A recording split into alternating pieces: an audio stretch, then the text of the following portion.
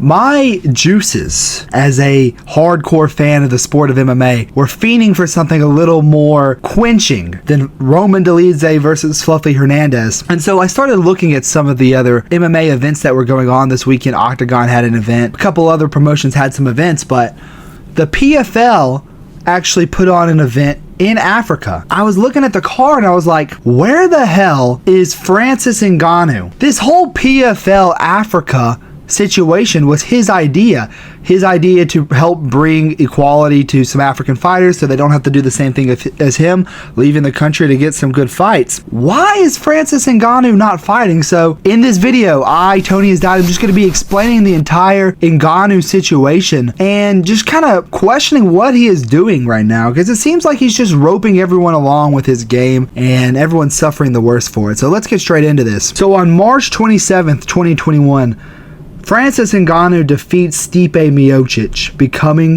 the UFC champion of the world with a second round knockout. It was a rematch.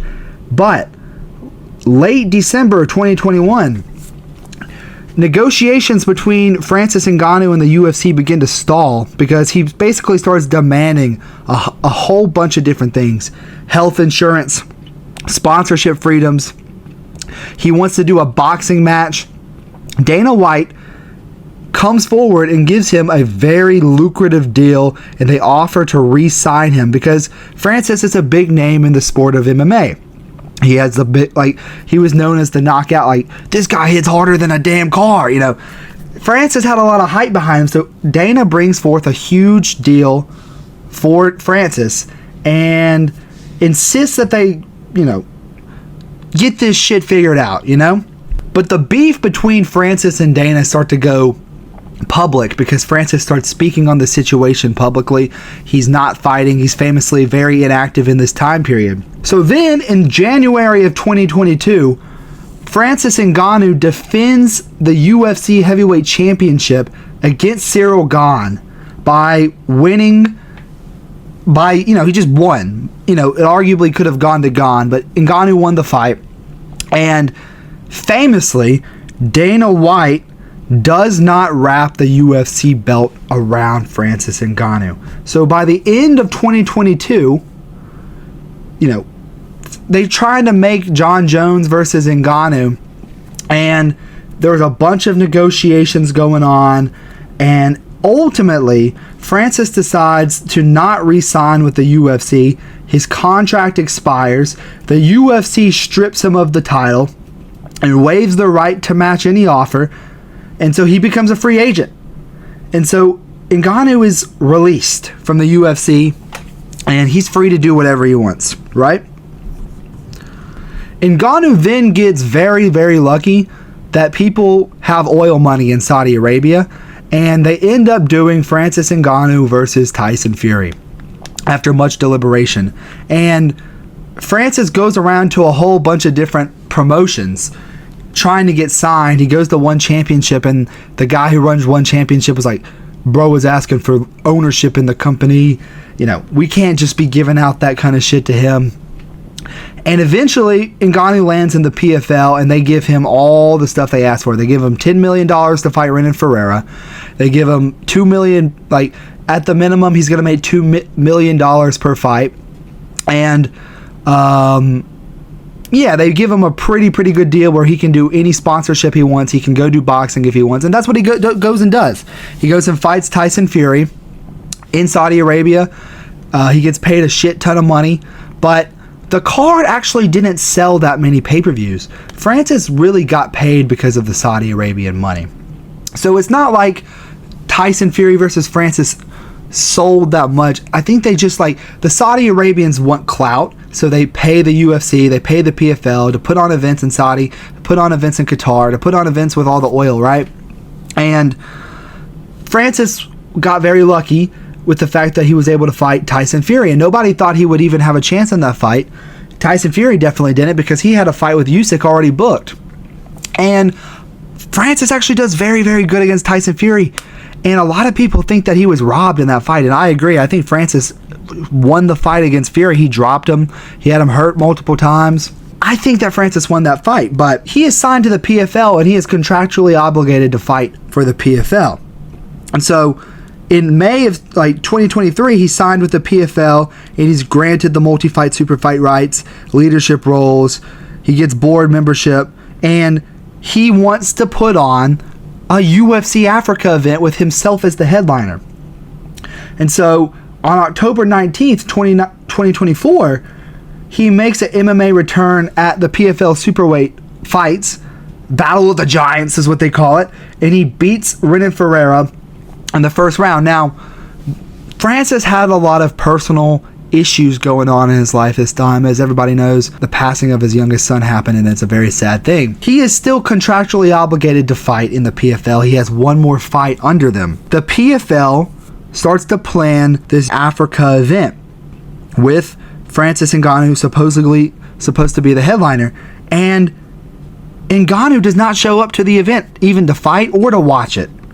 And the owner of the PFL, Don Davis, is mad as fuck at Ngannou right now, because they created this whole PFL Africa event and this whole going into Africa. Ngannou was supposed to be the face of the PFL, and he seems to just not really care about anyone but himself. And that's understandable. You got to look out for number one, but at the same time, you can't be upset when people get mad at you like Dana when you're not doing what you're you're not being a good company man, and that's not look, I agree that Dana White was not paying Francis enough money, but then he came around with another offer, which was a fuck ton of money, and Francis still turned it down for things that Dana frankly cannot just give Francis. He has the deal with Reebok and he has the deal with Venom. He can't give Ngannou free reign over his sponsorships because he's already signed previous contracts. He can't, Ngannou just kind of pissed everybody off, and he's pissing off his new, the new people he works for now too, I mean, Dana White just gets so pissed off anytime you mention Ngannou's name. He calls him a bad person. He's full of shit. Anytime he's talking about Francis, and I don't think Francis is a bad person for wanting to try to get fighter equality or whatever. But at the same time, you agree to show up to the PFL, you agree to show up to the UFC. You're making this a whole, I don't even know, man. What's something that Francis does that really pisses me off is he starts calling out John Jones, starts calling out Tom Aspinall, and it's yeah, John Jones waited till you were had no fights left on your contract to come back, but you easily could have re-signed with the UFC. They offered you a fuck ton of money, and now you call out John Jones. You're doing the face-off with him in the crowd at PFL. Ooh, Big Bad Ngannou facing off with John Jones. It's kind of dumb to me, bro, that he's calling out these UFC fighters after he's the one who threw away his UFC career. And ultimately, Francis Ngannou is one of the greatest heavyweights we have ever seen, and is one of the most powerful human beings that we have ever seen grace the octagon. And it seems like he's throwing his legacy away.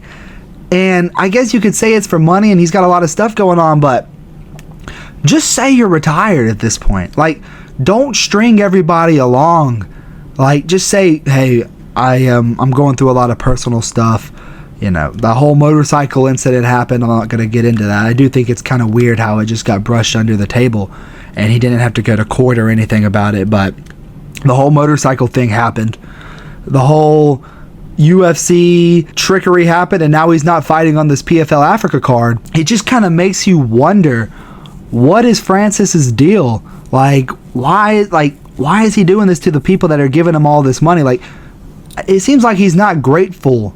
It's I understand he's the one that's fighting, but they are the ones that are putting on the event. All he has to do is show up and fight and do the camp and all that. And yeah, he's the name and he's going to sell the pay-per-views because he's Francis Ngannou.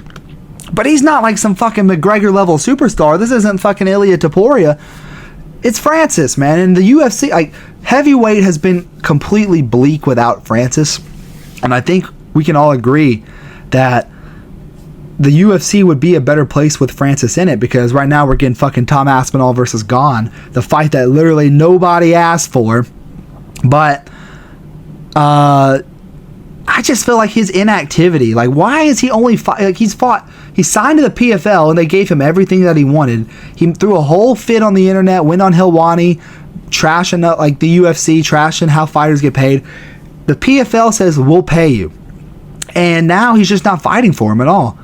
So I understand that he has a lot of personal issues going on in his life. You can't just be so selfish as to let the whole business fall apart because you, like, they put all their eggs in the basket on you, Francis.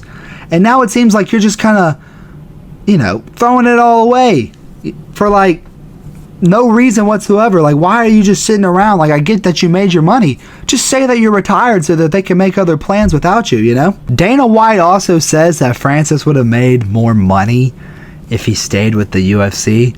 I highly doubt that, considering he got 2 boxing super fights with Fury and he got one with Anthony Joshua. But I just feel like he's doing too much, man. Like, he's just throwing a fit and he's acting like he cares about all this fighter equality shit. But in reality, his actions speak that he's he's selfish. You know what I mean? Like, I'm not trying to hate on the man, but it's like he's saying that he's doing all this for the fighters around the world and he's standing up for sports rights, and it is fucked up what the UFC pays, bro. Like, I don't think they should be getting paid millions and millions like NFL players, but I do think that they should be making 50% of what the UFC earns. Because, like, in the NFL, the NBA, the NHL, MLB, the players get about 50% of the earnings from ticket sales, advertisers, all that. UFC, it's around like 25 to 30%. And that's messed up, and I agree. But I really don't think that Francis cares about that, because the way I see it is that PFL gave Francis everything that he asked for, and he's still messing around with them. And so I get that he's going through a hard time, but it seems like he was doing this kind of behavior long before any of these personal tragedies that happened in his life. So I feel bad for Francis, but at the same time I don't, because it seems like he's doing this to himself. Like I feel like this was just like a major opportunity. I feel like this was just a major opportunity for the PFL. I feel like a lot of fans would have much rather watched the PFL Africa card if Francis Ngannou was the headliner. This is my take. It's like, Francis, you got what you wanted. You got the fighter deals. You got the money. You won. You beat the system. You are Francis Ngannou.